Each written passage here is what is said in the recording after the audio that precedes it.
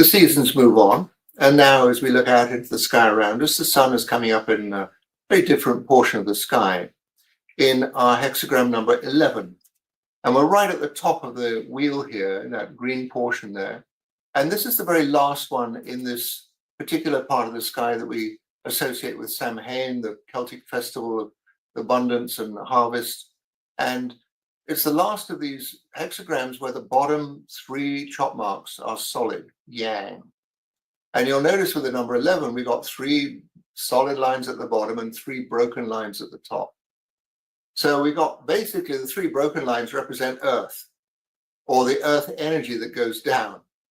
And the three solid lines represent heaven and the energy that goes up. So here we are, the two coming together to meet in this gateway number 11, the gateway of harmony, peace, ideas. So the 11th gateway very much associates with the left eye. It's part of the collective circuitry, the abstract circuitry of making sense out of life. And it's taking in through our optical senses of what it is that's going on in the world around us. So with this 11th gateway of peace and harmony and ideas, the life theme opens to the Garden of Eden. What a fascinating name. I mean, actually, all of us have heard the story of the Garden of Eden, how everything was just perfect, everyone was getting along beautifully. And then all of a sudden, there was an apple or something or other and a snake. Never worked out if it was a two-eyed snake or a one-eyed snake.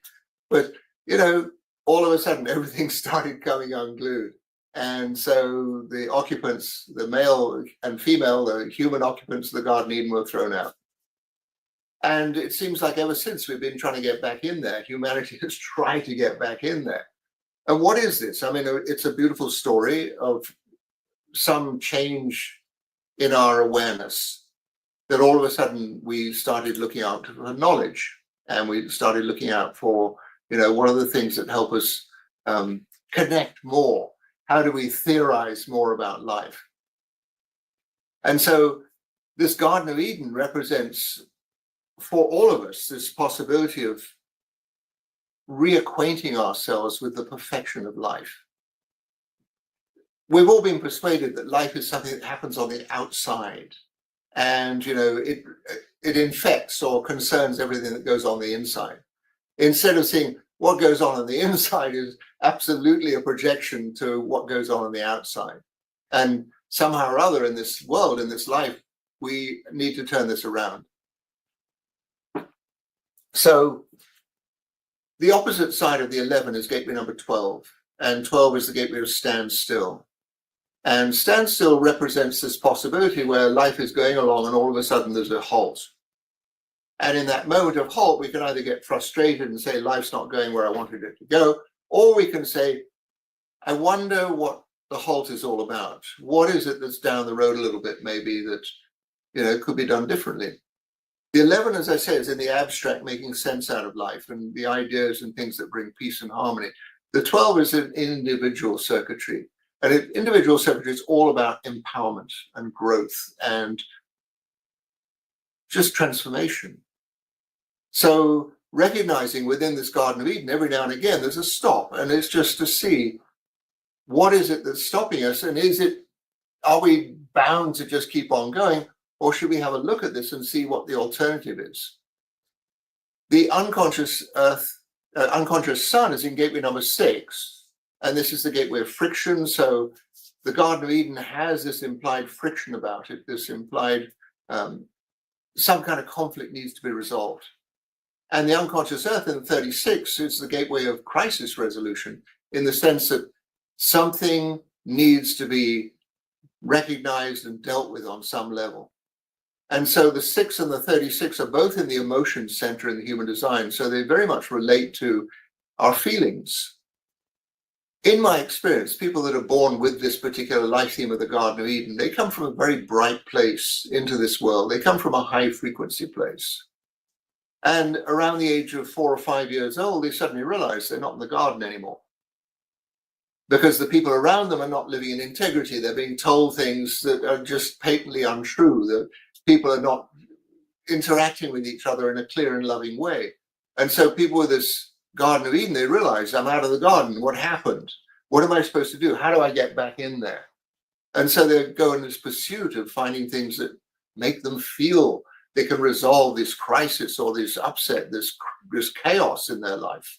And so they can literally go constantly in this search for something on the outside that's going to make them feel good on the inside.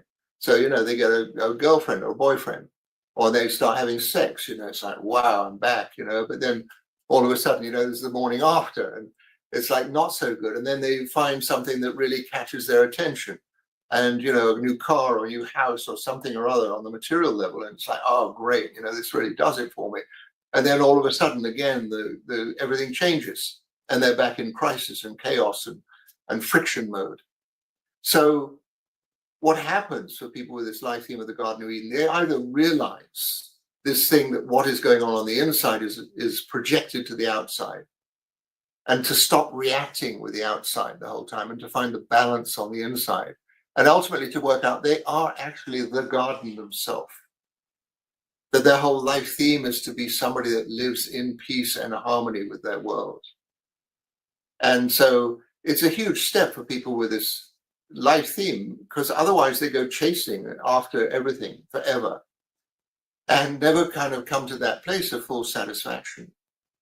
So people with this particular life theme, you might recognize Ludwig van Beethoven, this extraordinary musician that even when he went deaf could still appreciate the frequencies, those higher frequencies, those spellbinding symphonies that he wrote. Brad Pitt, right? He's gone, you can tell he comes from a very bright place, but you can see he's been through all kinds of trials and tribulations. And, one thing leads to the next. And one day he'll probably realize, it's an inside job, this whole thing. Jane Austen, this amazing author, literally lived in this point between the garden and the outside, and tried to describe the whole play in humanity. And also Edith Piaf, this amazing musician that just was able to sing things that nobody's really been able to capture ever since. So the life theme moves on as the sun goes into the fourth line here. And we come into the fixed life theme of ideas. And when we say fixed, this is people that can really have a very fixed sentence of where it is their thought process is taking them. The 12 on the other side, the gateway of standstill, and in the fourth line. And that's a very particular line because it tends to have the sight.